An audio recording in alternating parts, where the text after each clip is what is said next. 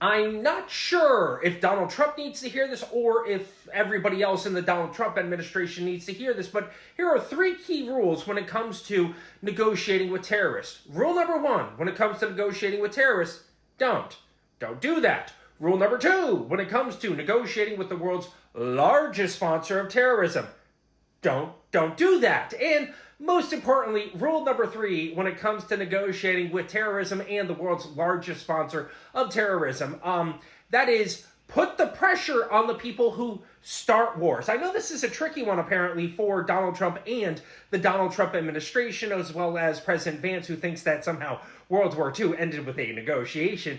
The way to end a war is you keep bombing the shit out of the people who start the wars, because they're the ones who want the wars, and you have to make it completely untenable to them to try to start and continue the war. So, how is it that you can get Iran to finally capitulate? Well, let's go back to one of those big old wars that America was involved in, and let's look at World War II, because most people think that World War II ended when Germany surrendered, but actually, when you're looking at something like Iran, the perfect corollary is Japan, because Japan was entirely indoctrinated. They had that propaganda go straight to their head, where they were on the money, going down to every single last man, woman, and child, that is. They were going to go down with the ship, and yet we got them to surrender. We got the people who thought that surrender meant you gave up your humanity